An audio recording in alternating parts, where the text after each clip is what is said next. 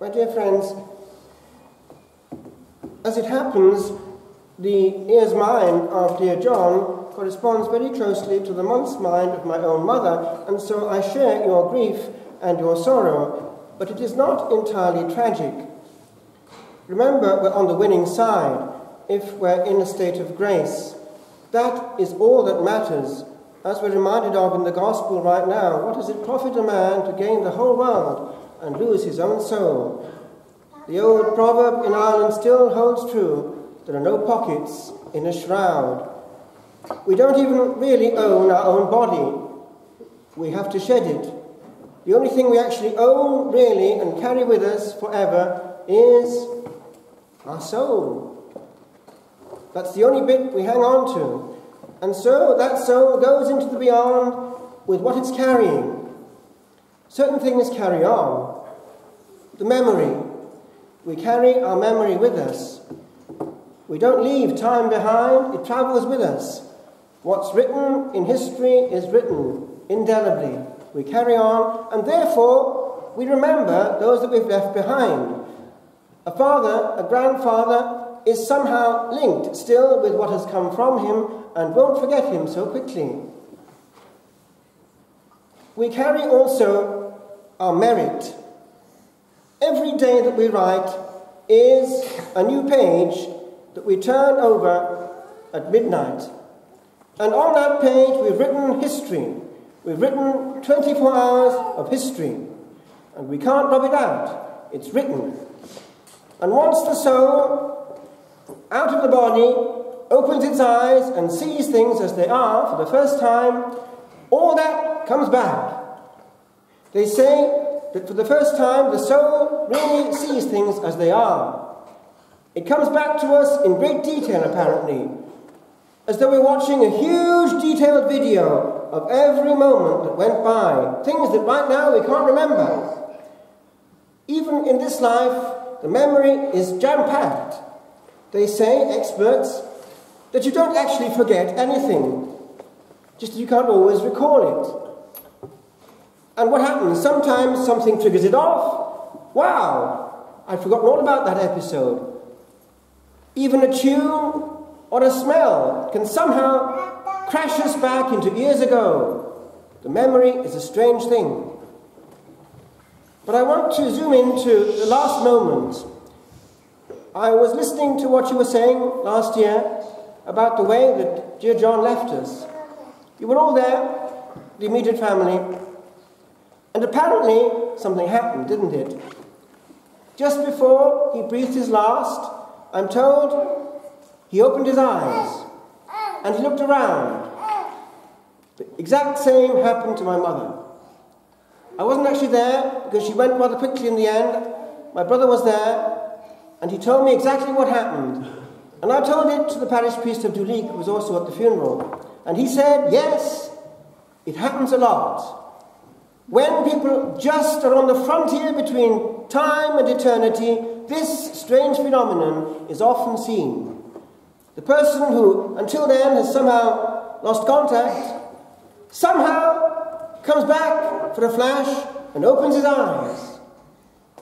You all thought, and my brother thought initially, that actually what that person was doing was looking around, all in the room. It could be, we don't know, because we can't really communicate. But apparently, there may be more to it. I've heard this, and I think this may be what's actually happening. Take it for what it's worth. At that point of leaving this life forever, the soul is coming right next to a very thin frontier. It's still just about hanging on, but it's about to let go and to go into a whole new dimension. And it would seem, possibly, that what's happening at that point is this. That area is becoming very grey. It's as though they're almost there, and the things of the beyond are already starting to come into this point, on this side, while they're still hanging on. And it is thought that possibly what's actually happening when these open their eyes is this. There are presences coming and making themselves visible to them, as though to escort them. Possibly dear ones, possibly angels, possibly our Blessed Lady herself. We're not quite sure. But do you know, when I went to see John Nevin, actually last time I saw him on this side of eternity, I anointed him in hospital here in Navan and prepared him for anything that might happen. And I was just saying goodbye to him, and in the bed nearly opposite him was a good man. And I just had a quick chat with him, and do you know what he said? He said, because of his heart condition, he'd been down the tunnel 4 times. That means he died and come back. And he knew what he meant. It was the soul going out of the body and starting to move on into something beyond, through some kind of tunnel. And he also said this.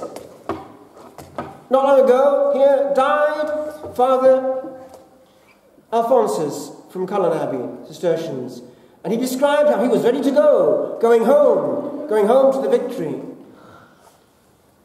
That, my friends, is not just something mythical. Nobody that we have known has stopped being. Once a soul has been ignited, conceived, put in a body, and sent on its journey through life, that soul will never, ever, ever stop existing somewhere. And that's the bit that we've got to get ready for that encounter. It's the immortal jewel, that part of us that can't stop being. All the rest, the football match, the boxing, the academic career, the girlfriend, the marriage, all the rest can be put on a back burner compared with this. And I leave it with you. Today, it's a year after the great departure of John Nevin. Tomorrow, and tomorrow, and tomorrow, it will be your turn, and my turn. When? We don't know. All we do know is it will come, and we've got to follow him into that great, mysterious land from which no traveller returns.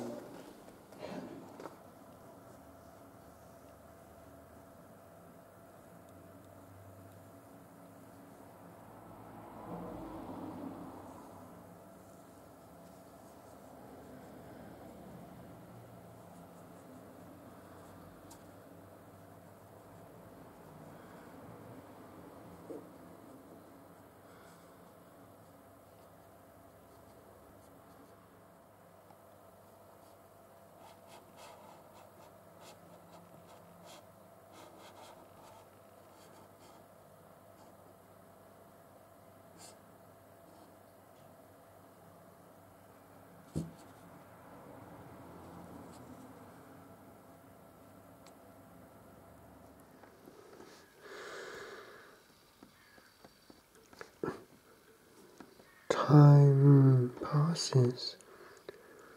Listen. Time passes. Upon the night, I write upon a pause. Tween then and now. Tween now and when no more the day'll have power to be,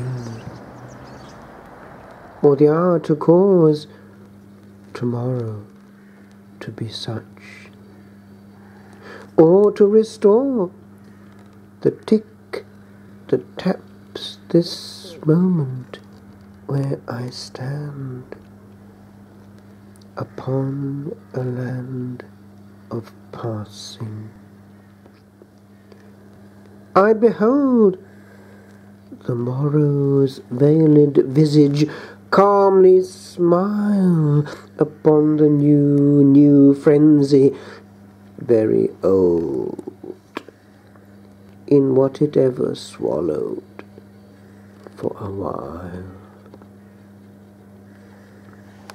For a while, a little while, I am, and have yet power to hold the moment's blast at bay for but a day, one day, shall dam the flood of seconds coming at the last. And I shall stand alone upon the world, upon an hour